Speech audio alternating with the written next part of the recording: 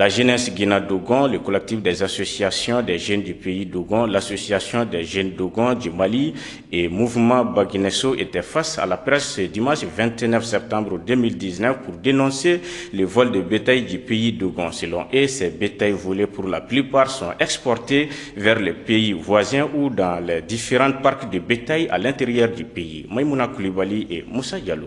Le vol de bétail est devenu monnaie courante dans cette rencontre du Mali, suivi d'assassinats et d'enlèvements de personnes par des bandits déguisés en djihadistes qui se cachent. Ces animaux sont vendus dans les différents parcs à bétail de Bamako, de l'intérieur et dans certains pays limitrophes du Mali. Les voleurs sont assistés par des complices qui sont dans ces parcs à différents. C'est devenu aujourd'hui un réseau criminel très structuré, comme explique Boubacar Toko, membre de l'association. C'est un point de presse que nous avons voulu organiser pour attirer l'attention des autorités et des Maliens par rapport à la situation de vol de bétail au pays de Gon, tout comme au centre du Mali. En réalité, ces vols de bétail sont suivis généralement de vols, d'assassinats de personnes, d'enlèvement de personnes. Tout ce que vous connaissez tout autour, tout ce que vous voyez, que vous avez entendu aujourd'hui dans la salle. Et nous avons tenu donc à organiser ce point de presse pour dénoncer cela et expliquer aux gens que aujourd'hui, le peuple Dogon est aux abois par rapport à ce qui se passe. La solution aujourd'hui, ce n'est pas nous seulement. Il faut réellement une implication de tout le monde, que ce soit au niveau des autorités de police, de sécurité, que ce soit au niveau des victimes.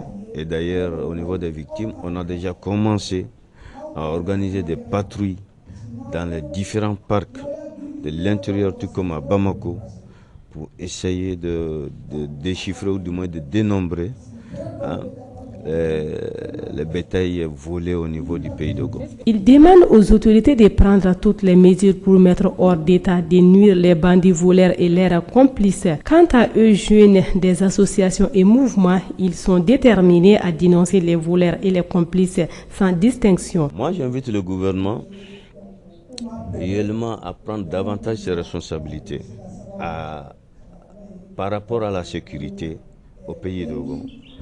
Des personnes et de leurs biens, dans le centre Mali, des personnes et de leurs biens, et à doubler plus de vigilance, réellement, pour qu'un jour, nous ne regrettions pas fort, puisque aujourd'hui, le gouvernement peut bien et bel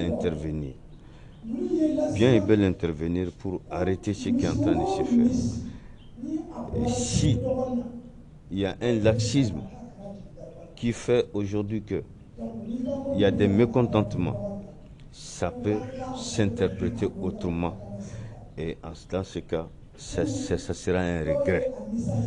Ça sera vraiment un amer goût pour tout le monde. Je ne veux pas en arriver à là. J'ai pris le bon Dieu pour qu'on n'en arrive pas à là. À retenir que le nombre d'animaux volés du début de la crise à aujourd'hui est estimé à des centaines de milliers de têtes.